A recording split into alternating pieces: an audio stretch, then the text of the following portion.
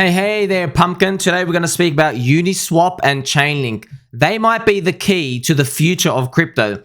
I don't know if they will unlock a big alt season again, and no one knows that, but they might be the way that we actually progress the industry forward, and they're very important to keep an eye on, okay? So Uniswap is progressing. Even though we see Uniswap, they are part of the bug eater crowd. It's very unfortunate. Yes, this is very unfortunate, friends. So BTC is pure. BTC, we give a tick. Now, put down the water pistols.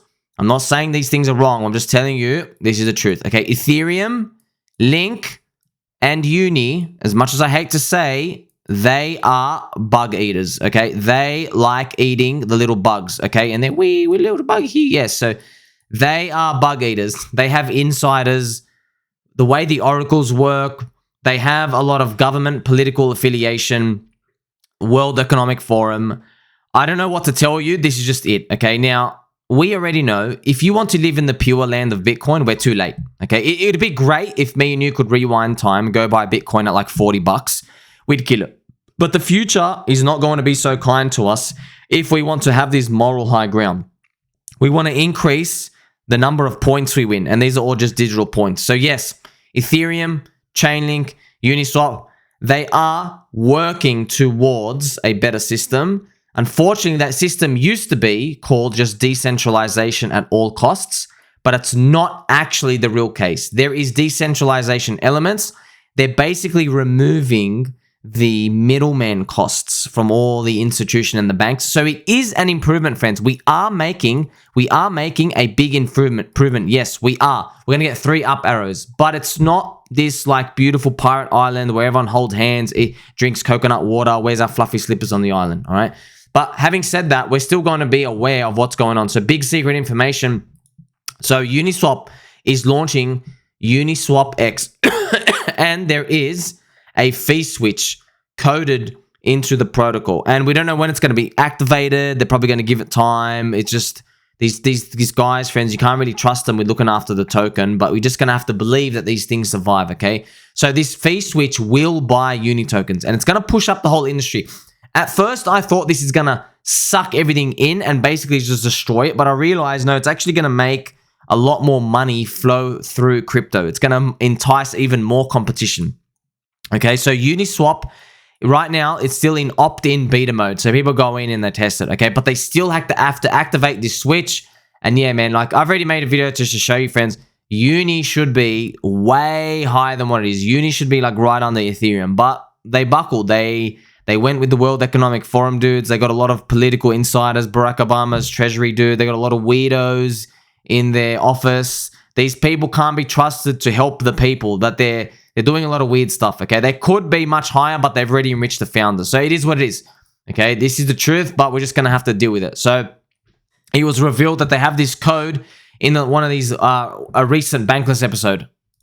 And just to remind you, okay, so Uni can very easily take over the entire crypto space.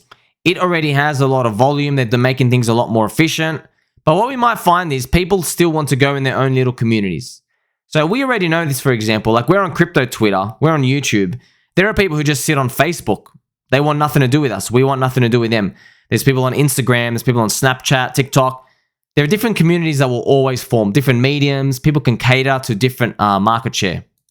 But don't forget, at the end of the day, Uni can always flip the switch, friends. Uni, okay, they can and they will murder everything in crypto, already doing 1 billion of volume per day. But I think if we're in altcoins, we are alt layer ones. I think we're not the real competition. The real competition is the CEXs, Coinbase, Binance. They're the big lion share. That's who they really want to go from. Okay, we are just like hanging around the out cities. So the next target will be to take on those big boys. But don't jump the gun just yet, because I had big weight in my portfolio in Uni in the last cycle and they were a big letdown.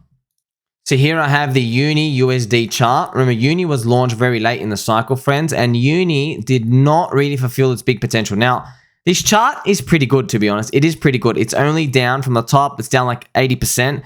Look, if I'm telling you now, if we didn't have Pulse Chain and Hex community, if they did not exist, and you wanted, let's say you could, and you didn't have ChainLink, so you remove ChainLink, remove the Pulse Chain ecosystem and all those. I'll be honest, my two alternatives. So the alternative layer one I would pick would be Solana, because it's very contrarian, it's still got a community. That would be the alternative one. And I'd have a bit of Arbitrum and in the ecosystem as well. Okay, so that would be the next step. And then when it comes to, say, if I didn't have access to Link, if I could not buy the stinky links, what I would be doing, so this is the stinky link logo, don't forget, if I couldn't buy stinky link, I would be in Uniswap. Everybody laughs and says it's a useless governance token, but I think it's going to give just a good return anyway. Like, you're getting a 3 to 4x on your Ethereum. That's big, right? If this happens. So a lot of people are saying, what about the fee switch? What's going to happen? It doesn't really matter, man. The market is smart, friends. I don't know if you guys know this, but Amazon, okay? This is the Amazon chart, all right? Amazon, you can't see anything on linear. You put on log chart. Now, everybody shows this chart and they go, oh, Amazon dropped 90% and what went up only? Please, just tell you right now, please, I'm trying to save you. Don't listen to anybody who ever shows you this hockey stick in Amazon.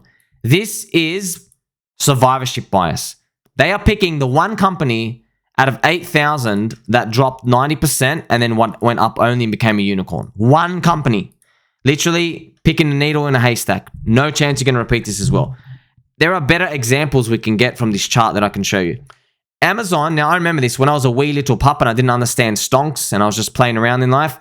Okay, during this time, 2011 to 2016, let me tell you something. During this time, Amazon, for some reason, was just going up and just defying gravity.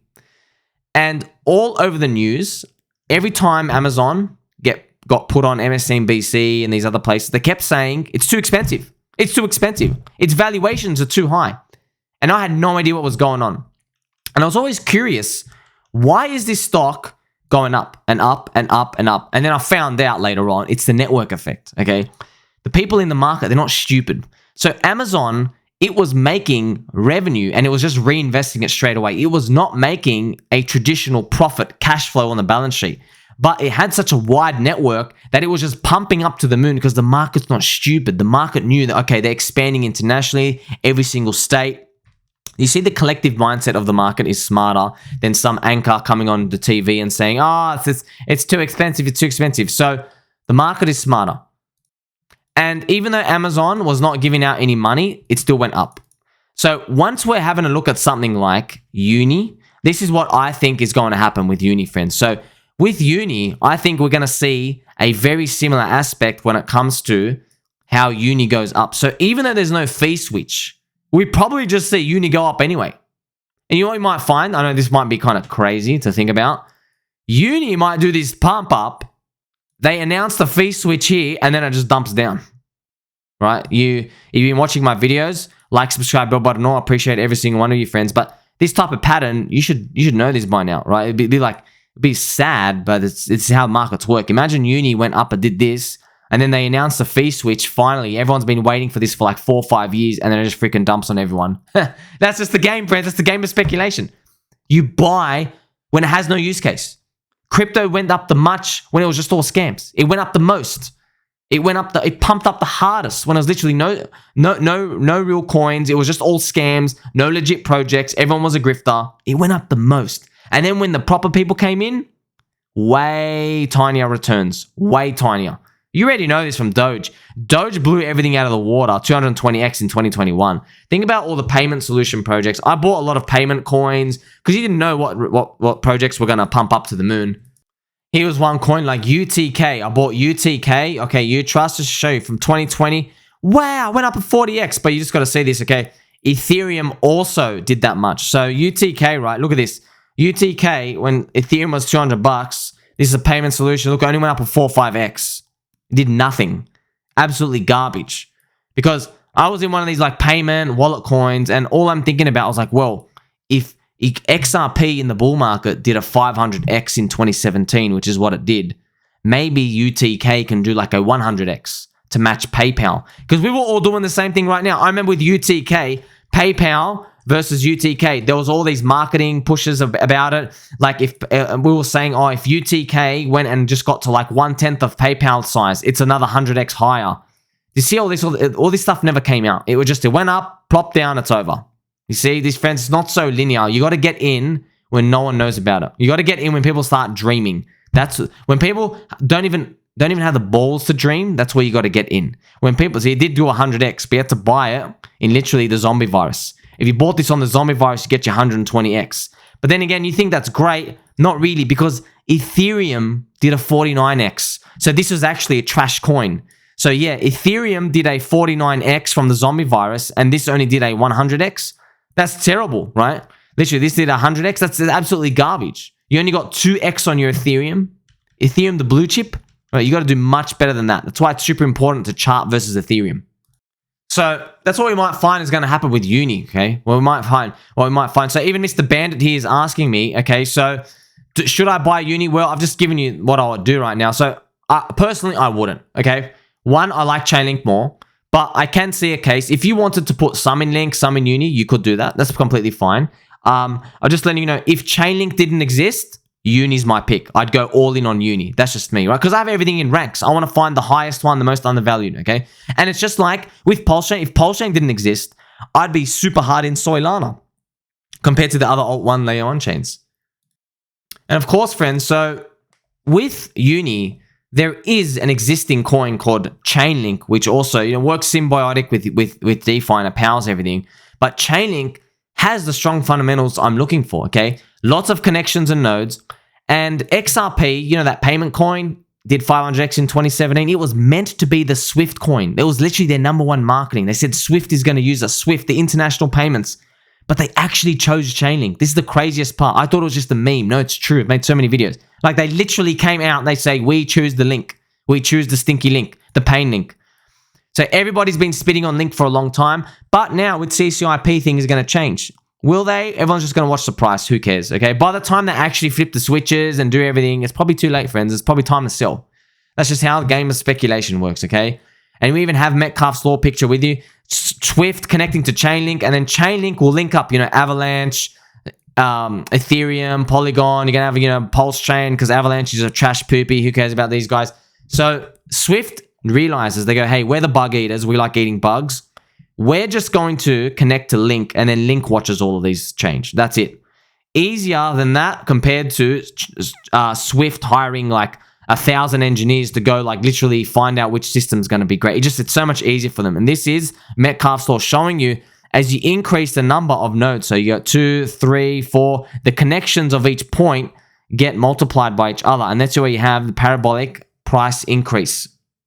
And this is the Stinky Link chart, which is, I really like it because it's just done a super high low. A lot of people give it poop, but I mean, hey, I wish it was higher too, but ChainLink did not put anyone offside from the start. Went up 200x, gave you 200x on your Ethereum, right? So if you put in 3 Ethereum worth, you made 600 ETH on it back then. Yeah, it's been on super disgusting, absolutely vomit-inducing minus 95% drop. It's come back down here. I've got a monthly chart, friends. Yeah, 90%.